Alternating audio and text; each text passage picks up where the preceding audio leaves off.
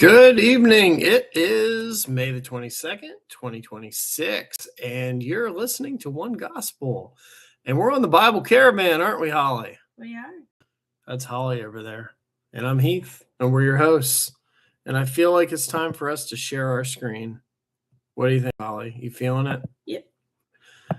Here we go. Dun, dun, dun, dun, dun, dun, dun. Welcome to the One Gospel Bible Caravan. We're going through the Bible in 1 year, and this is a preview for the next 7 days, days 143 through 149. And yes, we are indeed making progress. And you, dear reader, reader and listener, you are also making progress. And so congratulations to you. Right, Holly? Yes. Okay, Holly's going to say something more than yes soon. It's coming. It's coming.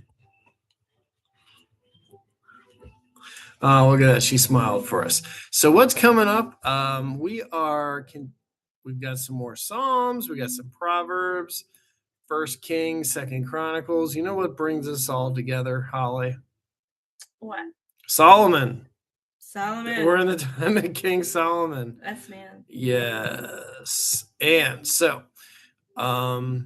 what's coming up? The elements of the tabernacle are put into the temple. Solomon speaks to the crowd at the temple's dedication. Solomon prays to Yahweh publicly at the temple's dedication. Solomon blesses the congregation and holds a feast at the dedication of the temple. And then Yahweh appears to Solomon. Solomon's projects and administration, 20 years into reign. The Queen of Sheba visits Solomon. That's exciting. Yeah. The riches of Solomon's kingdom. Solomon's administration. Psalm of Solomon while David was likely still alive. Another Psalm of Solomon and Proverbs of Solomon. All right. That brings us to quotes in the New Testament. And the reason we're doing this is every time we go through our readings, we try to bring it back towards Jesus. He's the center of the One Gospel universe. Absolutely. And James was his brother. He wrote an epistle, and he quoted a proverb. Let's do that. James 4, verse 6. But he gives more grace. Therefore, he says, God resists the proud, but gives grace to the humble. So I will read both the English based on the Hebrew and the English based on the Greek. Surely he scorns the scornful, but gives grace to the humble. The Lord resists the proud, but he gives grace to the humble. So you can see there, Holly, that James is quoting the Greek version, isn't he? Yes, yeah. It's kind of wild. Wow. Okay, now these are some references. Jesus didn't quote any of the verses that we're reading this week, but he did reference some of those things. So one of them is Solomon's glory. He just kind of mentions it in sort of in the abstract. Mm-hmm. The queen of the south, Sheba, coming from the ends of the earth to hear the wisdom of Solomon, was referenced in Matthew 12:42. There was a coin that Solomon used, the manna, 1 Kings 10:17. That is the same word as the mina of Jesus's parable from Luke 19:13. And there was a mina that goes the whole way back to in 2100 BC. Wow. Yeah. The altar of Yahweh is on Solomon's porch and not in the temple, so Jews could approach this altar. Yes, and Jesus mentions about when you approach the altar. That's what he's talking about. Yep, go ahead. Sorry. More references by Jesus. Matthew 11:19. The Son of Man came eating and drinking, and they say, look, a glutton and a winebibber, a friend of tax collectors and a sinner. But wisdom is justified by her children. See also Luke 7:35 for a parallel passage. So, the quote here, wisdom is justified by her children. We're going to look at two verses that personify wisdom. The first is Proverbs 1:20 through 23, where wisdom calls aloud outside. She raises her voice in the open squares. She cries out in the chief concourses. At the openings of the gates in the city, she speaks her words. How long, you simple ones, will you love simplicity? For scorners delight in their scorning, and fools hate knowledge. Turn at my rebuke. Surely I will pour out my spirit on you. I will make my words known to you. Proverbs 7:4. Say to wisdom, you are my sister, and call understanding your nearest kin. And we invite you to read a little bit more, 1 Corinthians 1:22-24, where we find out who is the wisdom of God.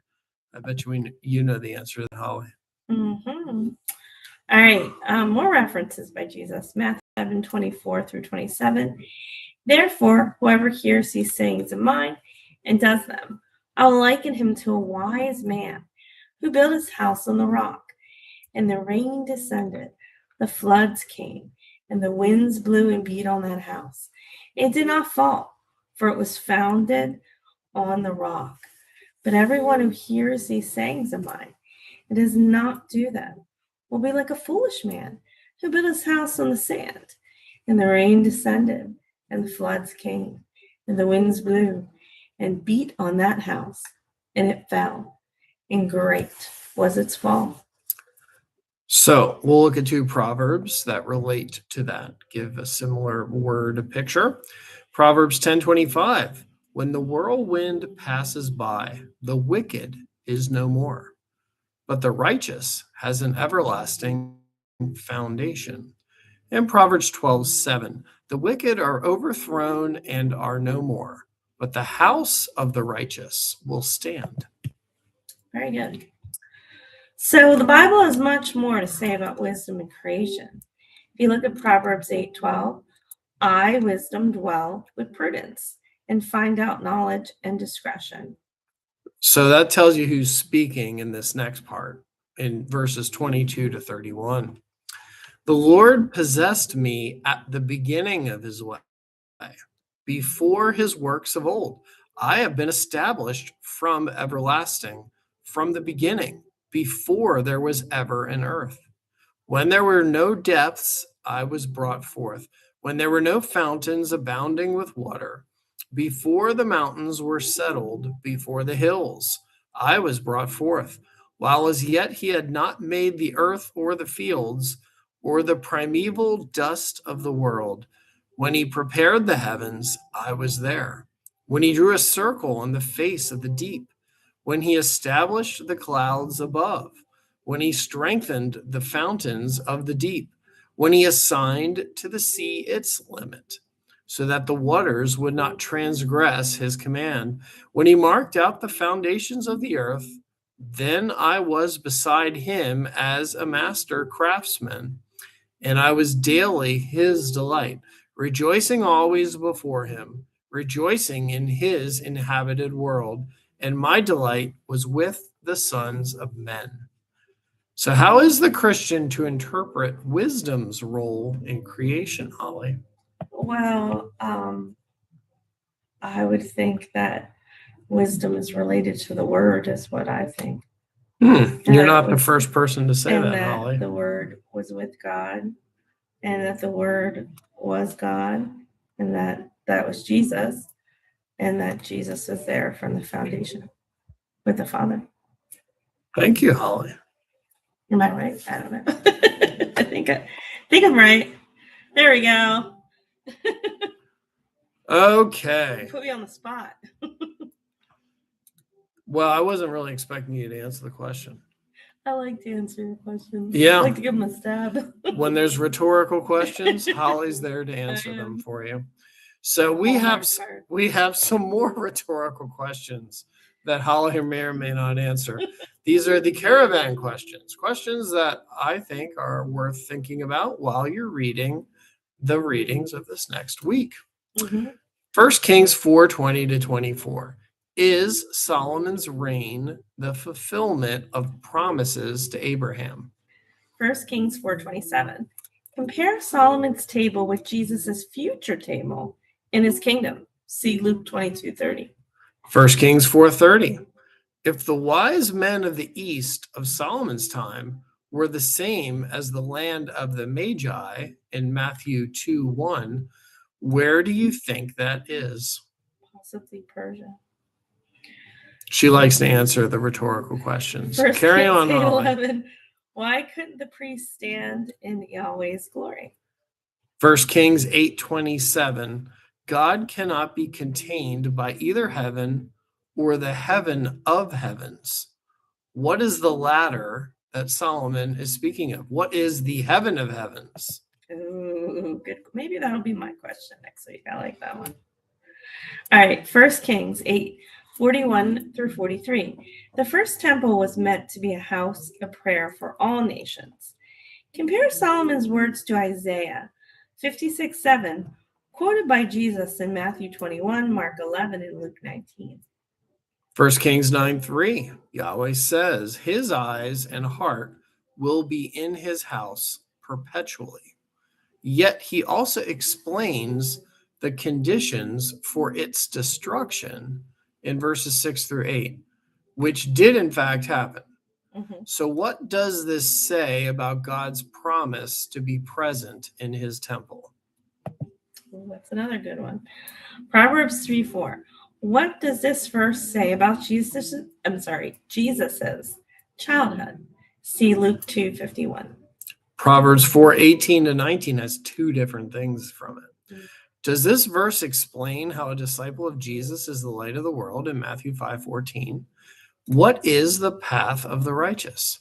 See also John 8:12, John 12:35 to 36 for more on the path. The two paths of Proverbs is similar to the two gates or the one true door, the one true way, themes that Jesus uses, Matthew 7:13, Luke 13:24 to 25, and John 10:7 to 10, and John 14:6. All right, Proverbs 9:5. Is this a picture of the Christian communion? Proverbs 9:6 to 8. Is this what Jesus was referring to when he said, do not give to dogs what is holy, or cast pearls before swine in Matthew 7:6? So next we have Holly's question of the week. So she chose her favorite question from last week, and she's going to talk about it this week. I am. This is very exciting. So, my question of the week is found in Psalm 74, verses 13 to 14. Who is Leviathan, a sea dragon that Yahweh slays? Question mark. He is the subject of prophecy, Isaiah 27:1, and poetry, Job 41:1, and Psalm 104, verse 26. It was very slow in the way you read that, Holly. Carry on. Carry on. Carry on. It was dramatic. It was dramatic. All right. So first we go on to the scripture. So Psalm 74, 13 through 14. You divided the sea by your strength. You broke the heads of the sea serpents in the waters. You broke the heads of Leviathan in pieces and gave him as food to the people inhabiting the wilderness. So let's see, Isaiah 27:1. In that day, the Lord with his severe sword, great and strong, will punish Leviathan, the fleeing serpent, Leviathan, the twisted serpent, and he will slay the reptile that is in the sea. Job 41:1. Can you draw out Leviathan with a hook, or snare his tongue with a line which you lower? Psalm 104:26. There the ships sail about. There is that Leviathan which you have made to play there. All right. So what is Leviathan? So, first you look at what the researchers say, and most of them don't even believe the Bible, but they'll say a mythological beast. It doesn't exist. Some people will say it was a crocodilian or an extinct reptile in the historical record, like Chronosaurus. The problem with that is that crocodilians do not have, if you look at the detailed description of our sweet Leviathan in Psalms, we don't know of any crocodile that looks like that or can do those things. And in the historical record, just take my word for it, there are no dinosaurs that fit that description. Some people just say it's, metaphorical. And then other people will say it's a unique creation, not in the historical record, but God made Leviathan. So the truth is out there. I know I could have went on forever because I was going to give you all of the quotes and where to find all this stuff, but you would have a slideshow going to probably a really long time. So in brevity, just trust me, or you can look it up. But my answer, I just restated what I just said, and then number 4. So I think Leviathan is a unique creation, not in the historical record, who Yahweh slays, because that's answering Heath's question. And I think it's probably similar to like a fire-breathing, dragon. If you think of that, when I was doing my research, I was looking at what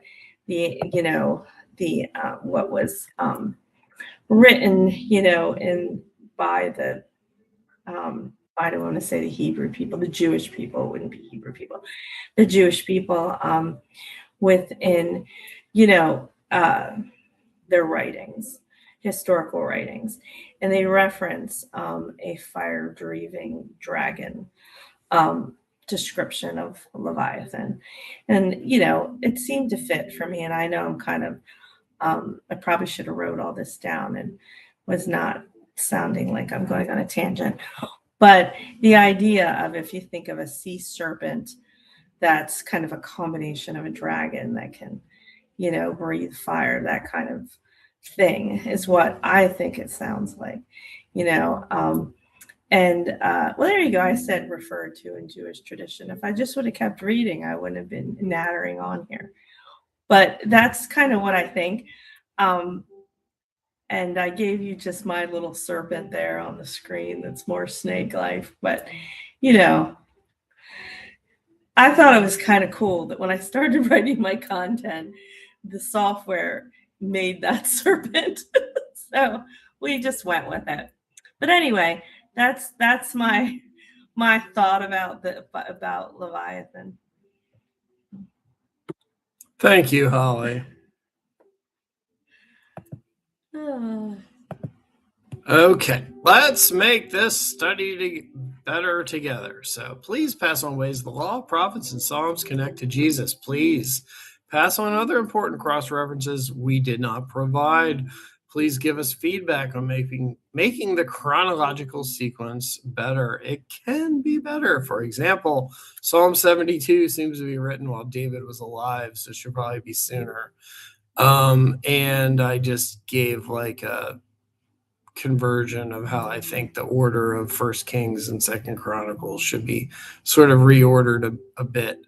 And that is all I truly have to say about that. So Solomon's there. Solomon's saying to you, dear reader, we will see you next week. And have a blessed week. If you want to listen to the readings that Holly and I did, instead of reading it, you can listen to it. We have a playlist, and you could listen to us mangle Hebrew names. So anyway, it was a pleasure having you on board. We'll see you next week when we get back on that camel. Caravan. Yeah, it's a caravan. Of camels. Of camels. There's camels on our caravan. You two can get on a camel. Yes, you Peace. can.